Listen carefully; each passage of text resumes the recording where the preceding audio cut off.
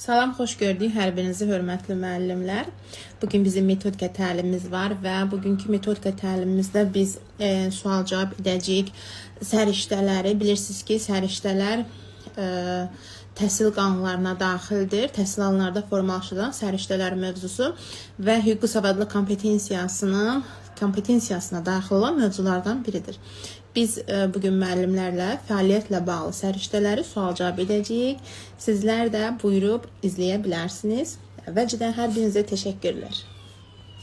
Səriştəni tapaq.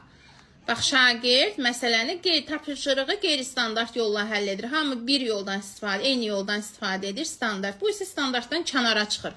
Hansı səriştəsi var? Burada informasiya olmaz informasiya. Təfəkkürlə bağlı səriştələri soruşuram.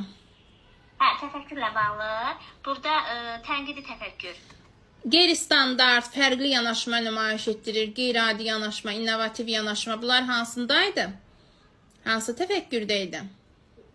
Yaradıcılıq. Bəli, deməli şagirddə yaradıcılıq səriştəsini formalaşdırırıq.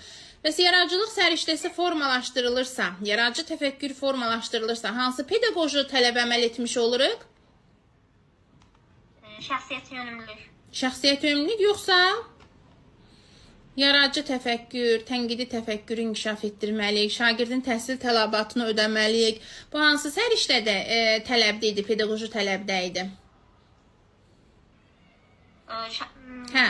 Şagird yönümlülük də şagirdin təhsil tələbatı. Yəni yaradıcılıqla bağlı, tənqidi təfəkkürlə bağlı olanda təbii ki, situasiyadan asılı olaraq dəyişə bilər, amma burada biz deyirik ki, şagirddə müəllim yaradıcı təfəkkür səriştəsini inkişaf etdirmiş olur.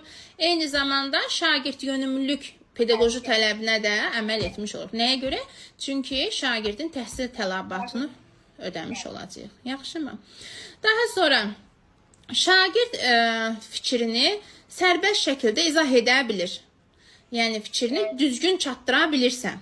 Bu zaman şagirddə hansı səriştə, hansı pedaqoji tələb, hansı səriştə formalaşır, hansı pedaqoji tələbə əməl etmiş oluruq? Burada tənqidi təfəkkür olur müəllimə. Fikrini izah edir, izah edirəm, düzgün izah edirəm, düzgün çatdırıramsa.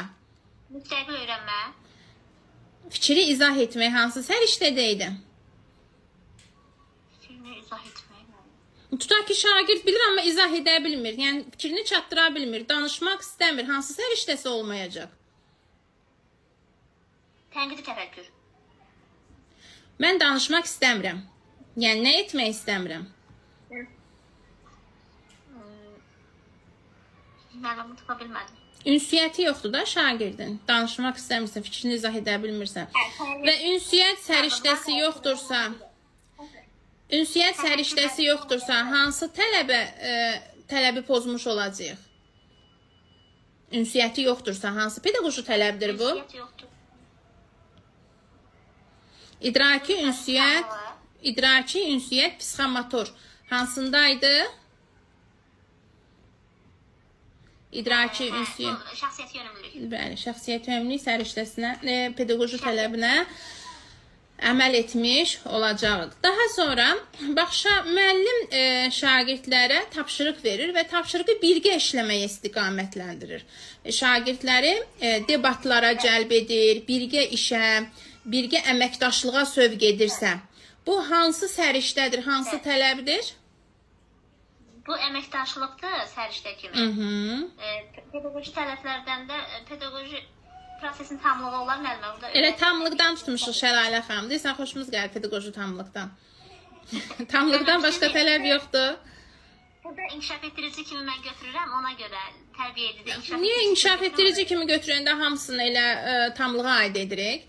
Şagirdləri əməkdaşlığa sövq etmək, debatlara sövq etmək hansındaydı? İnkişaf yönümlülük. Xeyr, şagirdin təhsil tələbatını ödəmək hansındaydı? Hə, şagird yönümlülük. Bəli, siz yanaşmanızı düzgün edin. Yəni, zaten biz hansı səriştə olur olsun, hansı pedaqoji tələbdə situasiya, hamısı inkişafa yönəlikdir də. Biz onların hamısını tamlığa aid edəsi deyilik ki, hər birinin aspekti var, hər birinin açar məqamı var. Aspekti də o açar məqamı da mən sizə yazdırmışam. Yəni nə demişik? Debatlardır, əməkdaşlıqdır, birgə fəaliyyətdir. Bunlar hamısı nədir? Şagirdin təhsil tələbatıdır.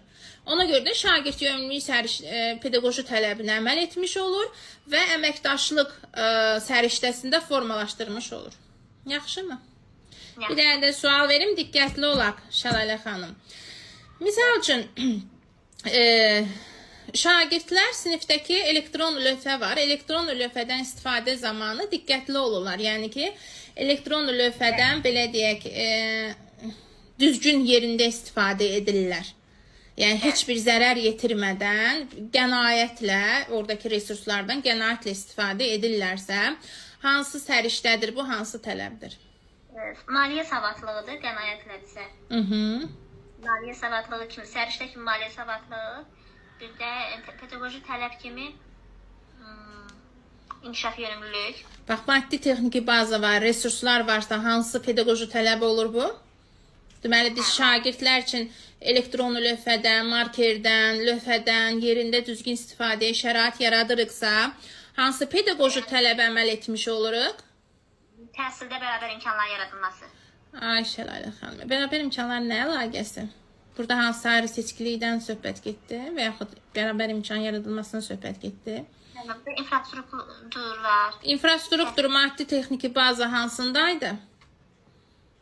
Nə edirik şagirdlərə? Nə oluruq? Dəstək oluruq da, dəstək oluruq hansı? Şagird yönümlülük.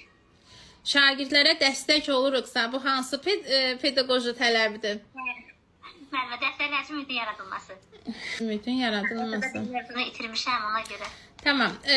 Fənnin məzmununu ümumi şəkildə ifadə edən nədir? Məzmun xətti.